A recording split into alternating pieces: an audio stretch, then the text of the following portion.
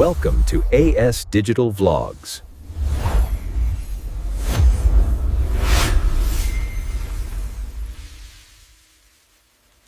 అందరికీ నమస్కారం. ఈరోజు మనం ఒక చాలా ముఖ్యమైన సంవత్సరం గురించి మాట్లాడుకోబోతున్నాం.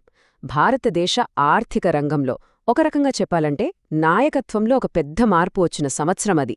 దేశంలోని కీలక ఆర్థిక సంస్థలన్నిటికీ కొత్త సారథులొచ్చారన్నమాట. సరే, బ్యాంకింగ్ రంగంలో కెరియర్ని కోరుకునే వాళ్లకి ఈ ప్రశ్న చాలా అంటే చాలా ముఖ్యం కదా. జనరల్ అవేర్నెస్ ఎంత కీలకం? పరీక్షల్లో గెలవాలంటే దీని ప్రాముఖ్యత ఏంటో ముందు మనం అర్థం చేసుకోవాలి. ఇక్కడ ఒక ఆసక్తికరమైన విషయం ఉంది. జనరల్ అవేర్నెస్ సెక్షన్లో సగానికి పైగా మార్కులు, అంటే ఆలోచించండి, దాదాపు 50-60% కేవలం కరెంట్ అఫైర్స్ నుంచే వస్తాయి. అంటే ఇదే మన ర్యాంక్ని డిసైడ్ చేసే ఫ్యాక్టర్. అందుకే ఇప్పుడు మనం మాట్లాడుకోబోయే ఈ నాయకత్వ మార్పుల గురించి తెలుసుకోవడం ఎంత అవసరమో అర్థం చేసుకోవచ్చు.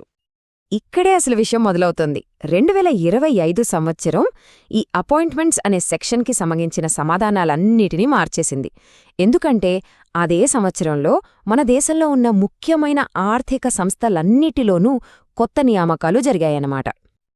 అవును, భారతదేశ ఆర్థిక వ్యవస్థకు మూలస్తంభాలు లాంటి సంస్థల్లో పెద్ద ఎత్తున మార్పులు జరిగాయి. ఇప్పుడు వాటి గురించే మనం వివరంగా తెలుసుకోబోతున్నాం. ఒకసారి చూడండి, 2025 మొత్తం దాదాపు ప్రతి 2-3 నెలలకి ఒక పెద్ద మార్పు.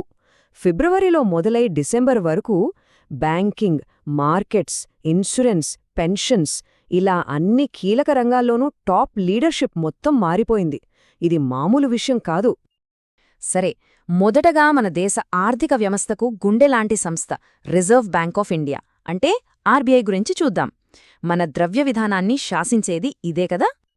ఆర్బీఐలో ఆ సంవత్సరంలో 2 కొత్త డెప్యూటీ గవర్నర్లు వచ్చారు.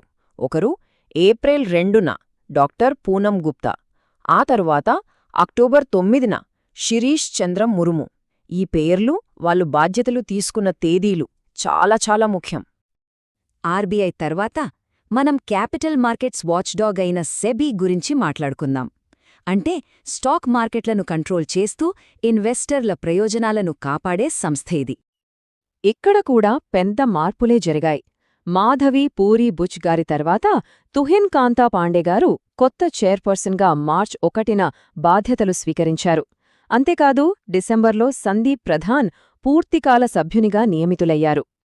సరే, బ్యాంకింగ్, మార్కెట్స్ అయ్యాయి. ఇప్పుడు ఇన్సూరెన్స్ సెక్టార్. దీన్ని రెగ్యులేట్ చేసే ఐఆర్డీఐలో కూడా కొత్త కెప్టెన్ వచ్చారు. పాలసీ హోల్డర్ల హక్కులను కాపాడటంలో ఈ సంస్థదే కదా కీలక పాత్ర. దాదాపు 5 నెలల పాటు ఆ పోస్ట్ ఖాళీగా ఉంది. ఆ తర్వాత జులై 24న అజయ్ సేఠ్ గారు ఐఆర్డీఏఐ కొత్త చైర్పర్సన్గా అపాయింట్ అయ్యారు. ఇది ఇన్సూరెన్స్ సెక్టర్కి చాలా ముఖ్యమైన పరిణామం. ఇక ఈ లిస్ట్లో చివరిది మన దేశ పెన్షన్ ఫండ్స్ని రెగ్యులేట్ చేసే పీఎఫ్ఆర్డీఏ. ఇక్కడ జరిగిన నియామకమేంటో చూద్దాం.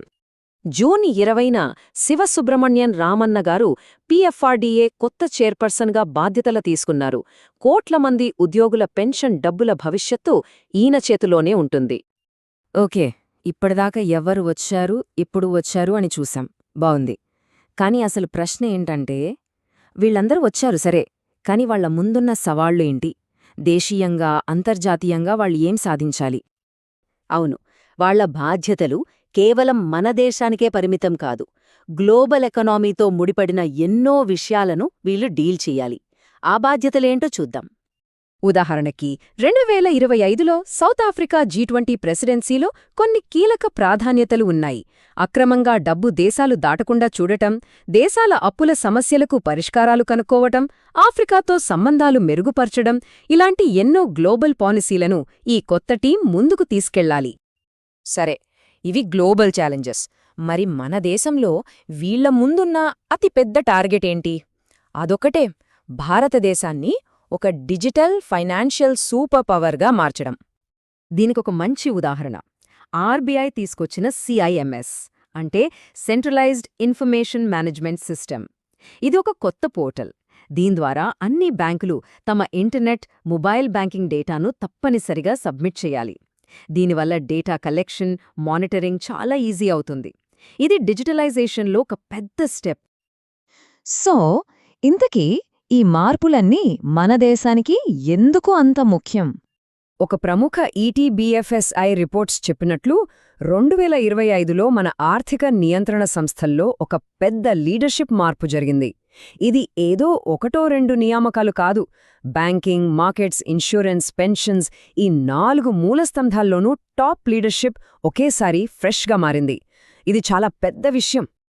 మరి ఇంత పెద్ద మార్పు తర్వాత ఈ కొత్త ఆర్థిక రూపశిల్పుల బృందం మన దేశ ఆర్థిక భవిష్యత్తును ఎలా మలుస్తుంది? వాళ్ల పాలసీలు మన ఎకానమీని ఏ దిశగా నడిపిస్తాయి? ఇది నిజంగా ఆలోచించాల్సిన విషయం కదా.